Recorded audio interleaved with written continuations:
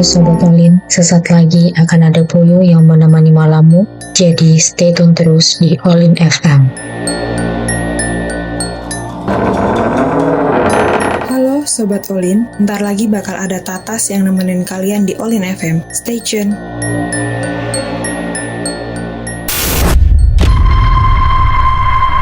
Sesaat lagi akan ada program Rohanyo di 107,7 FM.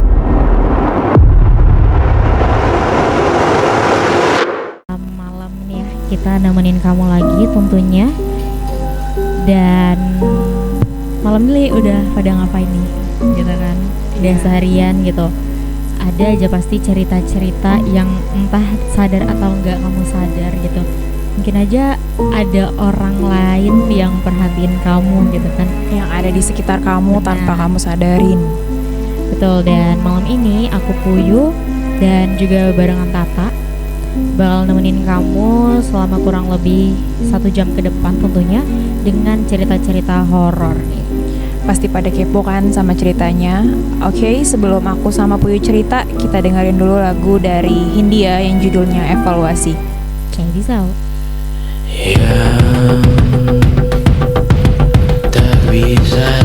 Kembali lagi tentunya masih barengan aku Puyu dan aku Tata. Bener banget, barengan Tata. Dan tadi kita udah bilang ya kalau kita itu mau cerita tentang kisah horor, tapi nggak selamanya horor sih di program Around You kali ini. Nah jadi aku tahu nih ada satu cerita gitu kan, ceritanya bukan tentang hantu sih Pak. Itu cerita tentang kasus mutilasi atau kasus pembunuhan. Oh, oke. Nah, jadi kasus pembunuhan misterius dan kasus ini tuh belum terpecahkan sampai saat ini. Dan biasanya kita tahu kasus-kasus seperti itu adanya di luar negeri kan. Iya, biasanya di luar negeri. Kali ini cerita itu ada di Indonesia bahkan. Nah, nama kasus itu ini adalah apa ya? Kasus pertama yang ada di Indonesia yang sampai sekarang belum terpecahkan. Gitu, dan nama kasus ini masih lekat gitu ya di tahun kapan ya aku lupa. Nah itu nama kasusnya adalah Pesona 13 atau yang sering kita kenal itu nama kasusnya adalah mutilasi Setiabudi 13. Oh iya aku tahu itu. Kasusnya itu yang ini ya sekarang aku ceritain ya. Ceritanya tuh kejadiannya di 23 November tahun berapa ya? Kayaknya 1981. Iya, 1981. Ya. Awalnya itu tuh gini, ada 2 orang satpam kerja di perusahaan gitu. Terus 2 orang satpam tadi ini nemuin 2 kardus yang ukurannya tuh cukup besar dan itu tuh ada di atas trotoar jalur lambat di daerah Jalan Sudirman, Jakarta. Tepatnya itu di daerah persimpangan Jalan Setiabudi, Jakarta Selatan. Wow. Nah, jalan itu tuh merupakan jalan protokol besar ibu kota. Jadi ramai oleh pengendara. Tapi nggak ada yang notice apa gimana sih? Awalnya nggak ada yang notice pengendara-pengendara itu, tapi yang ngeh itu tuh ya 2 satpam tadi. Itu ya? Awalnya tuh sama satpamnya tuh mereka nggak gitu peduliin kan keberadaan 2 kardus itu. Tapi lama-kelamaan 2 satpam tadi tuh ngerasa keganggu sama baunya, jadi mereka curiga. Mulai curiga nih. Iya, mulai curiga. Terus mereka ini tapi nggak berani buat ngecek langsung isi dari kardus itu. Jadinya 2 satpam tadi itu mutusin buat ngelapor ke pos polisi lalu lintas yang ada di persimpangan nggak jauh dari lokasi 2 kardus tadi. Oke, terus karena tadi kan aku udah bilang kalau Jalan Sudirman itu salah satu jalan protokol di ibu kota, jadi selalu ramai pengendara. Iya pasti dong. Jadi sayangnya waktu itu macet polisi karena macet, polisi yang bertugas itu nggak langsung nanganin laporan kedua satpam tadi. Oke. Gitu. Terus di saat yang bersamaan itu kan polisi nggak ngegubris dulu nih ya laporan kedua satpamnya. Ada 2 pemulung yang lagi ngais sampah di sekitar perusahaan tadi, dan sampailah 2 pemulung ini nih di 2 kardus tadi. Oh, nemuin si kardus yang mencurigakan itu ya? Iya, yang mencurigakan tadi. Terus kedua pemulung tadi berniat untuk ngambil kardus itulah buat dijual ke penadah ya, biar karena berat mereka mikir cuannya bakal gede nih gitu kan. Terus akhirnya pemulung tadi tuh inisiatif untuk ngangkat kardusnya. Cuman karena berat, Ngeri. karena berat jadinya mereka berdua mutusin buat ngebongkar aja isinya dan memilah barang yang nggak layak jual biar bisa ringanin beban bawaan mereka tuh. Padahal kan bau ya, tapi mereka tetap bongkar. Iya, karena mungkin pengemis udah sering mengais sampah kali ya, atau hal yang bau gitu, Ya, jadi ya karena biasa pemulung aja. ya buat milah-milah mungkin kan ya. Terus pas dibuka, Mm-mm. kedua pemulung tadi kaget bukan main. Oh my god. Oh my god. Kira-kira apa ya yang bakal dia temuin gitu ya sahabat? Apa Kayaknya ya? ceritanya seru banget nih. Ntar kita bakal balik lagi tentunya buat balik lagi masih barengan aku Puyuh. Dan aku Tata. Benar banget, dan kita masih lanjut tentang cerita kasus pembunuhan gitu ya Pak, kasus mutilasi lah yang terjadi di Jakarta pada tahun 1981 silam. Nah, tadi terakhir itu jasad-jasad yang ditemukan itu dibawa ke rumah sakit dan dijadikan satu ya sama dokter Dokter forensik. Iya. Nah, terus kelanjutannya gimana tuh?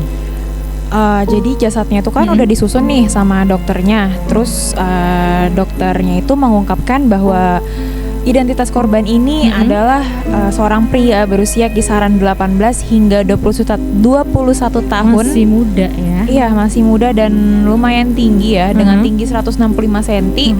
Terus berbadan tegap dan agak gemuk.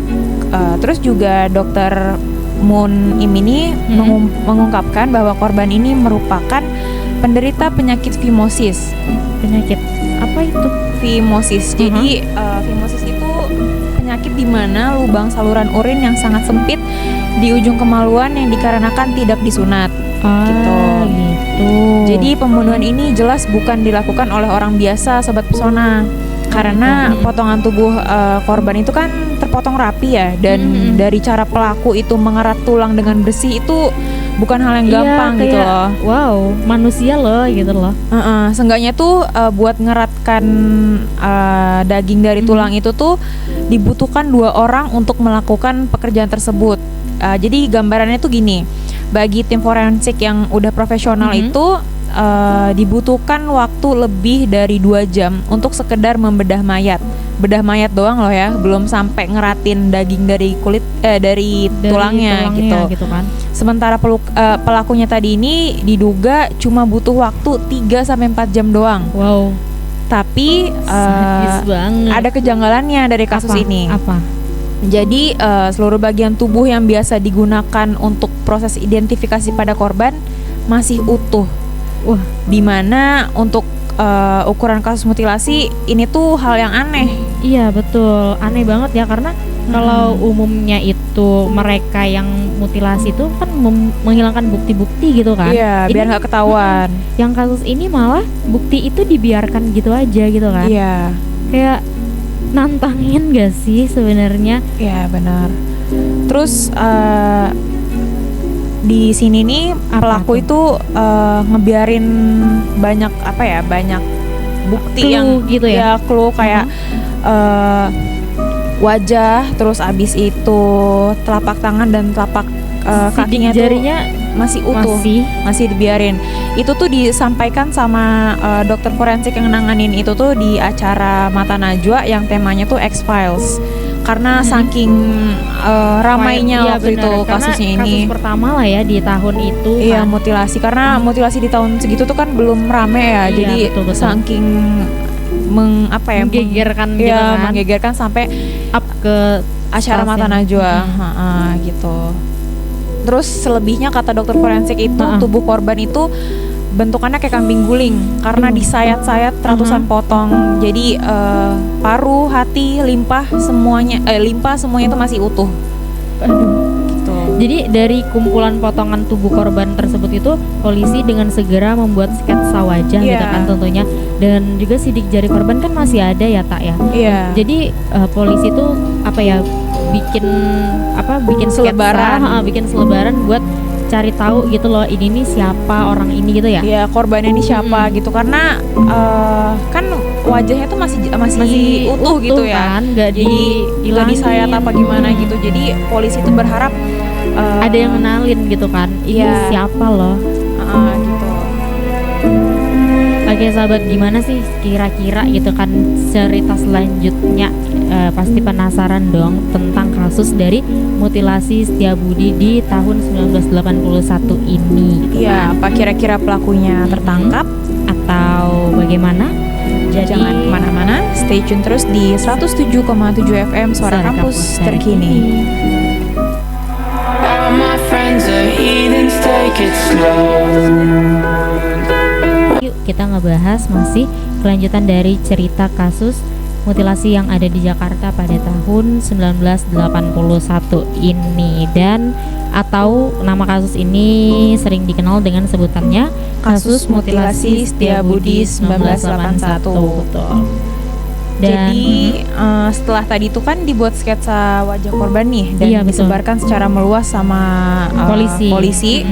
Terus juga dengan bantuan media untuk mengekspos kasus ini secara besar-besaran. benar-benar Tapi sayang sekali upaya-upaya tadi itu nggak membuahkan hasil. Hingga saat ini tidak ada satupun informasi yang masuk terkait identitas korban. oh gitu. Jadi memang benar-benar dari kasus di tahun 1981 itu sampai di detik ini pun nggak terungkap lagi Ya, ya kasus itu.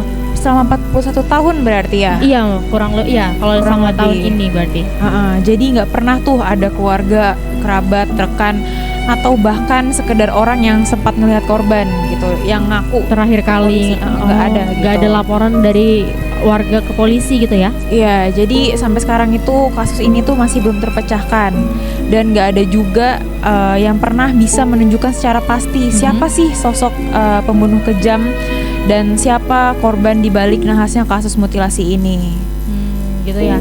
Jadi emang ya kalau kasus yang di tahun awal sebutannya kasus pertama di tahun yang emang warganya itu nggak tahu gitu loh. Iya, Ada masih awam lah dengan kasus Iya, mutilasi bakalan gitu. ada gitu loh kasus mutilasi yang emang beneran sadis banget. Iya, sadis banget.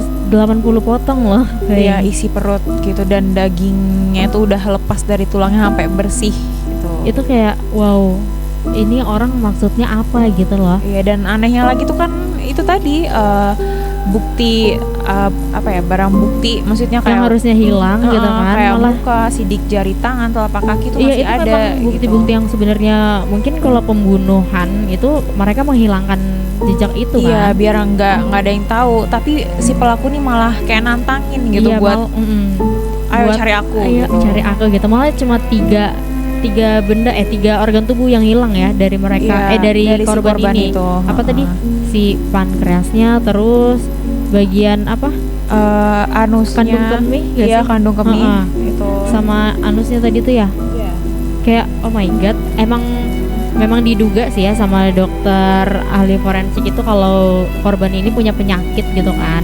Benar. Ataukah memang sebelum dia dimutilasi ini dia sudah pernah kena kasus lain gitu kan, emang sengaja dihilangkankah 3 organ tubuh dia ini atau bagaimana gitu kan. Iya, sampai sekarang tuh masih jadi Masih teka-teki. teka-teki ya, masih tanda tanya gitu loh. Wah, gak kerasa ya sahabat, udah mau di jam berapa nih? Jam 20.40 Benar banget. Dan kalau gitu aku Puyu. dan aku Tata, kami berdua pamit undur diri.